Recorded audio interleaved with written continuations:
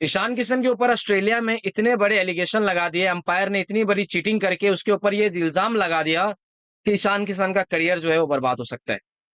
मतलब ये बात अंपायर ने कही है कि मैं तुम्हारा करियर बर्बाद कर दूंगा, मैं जो है तुम्हें इंडियन क्रिकेट टीम में वापस नहीं आने दूंगा। और ये पूरा पूरा कहा गया है ऑस्ट्रेलिया के अंपायर की तरफ से। और किस लिए कहा गया है मैं आपको बताता हूं, जिसको सुन के यहाँ पे ऋतुराज गायकवाड़ को भी जो है वो गुस्सा आ चुका था। ऋतुराज गायकवाड़ सीधा सीधा अंपायर के पास जाके कहते हैं कि भाई आप इस तरीके से बात नहीं कर सकते हो।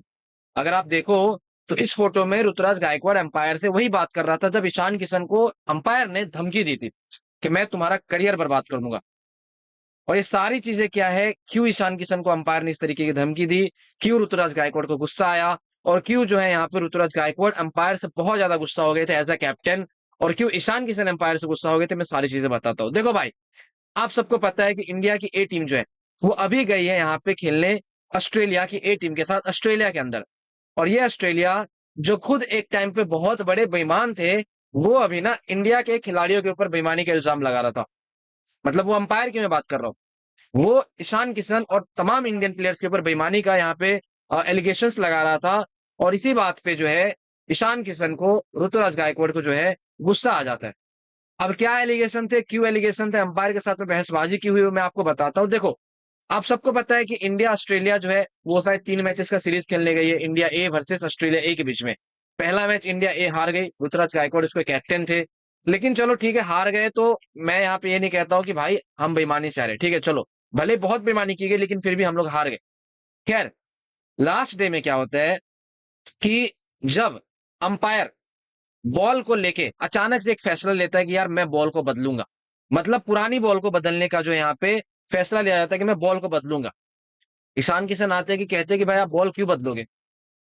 वो सीधा सीधा कहता है ईशान किशन को कि भाई तुम लोग चीटिंग कर रहे हो, तुम लोग जो है यहाँ पे बहुत बड़ी चीटिंग कर रहे हो। ईशान किशन कहते हैं क्या चीटिंग कर रहा हूं। अंपायर कहता है कि तुम लोग बॉल टेम्परिंग कर रहे हो।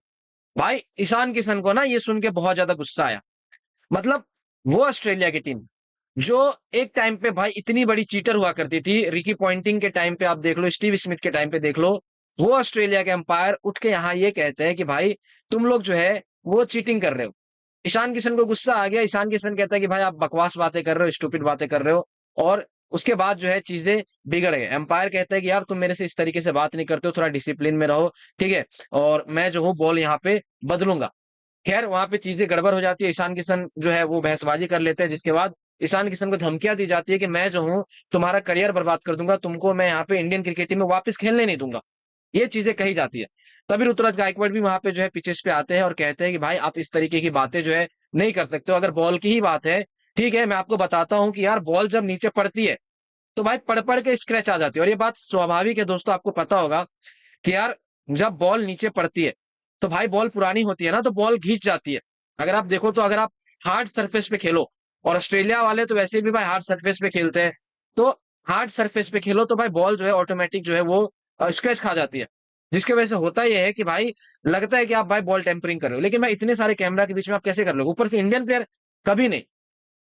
तो अंपायर इस तरीके की धमकी देते हैं ईशान किशन को, ईशान किशन भी पीछे नहीं हटता है, और फिर बाद में ईशान किशन के ऊपर चीटिंग का एलिगेशन लगा दिया जाता है।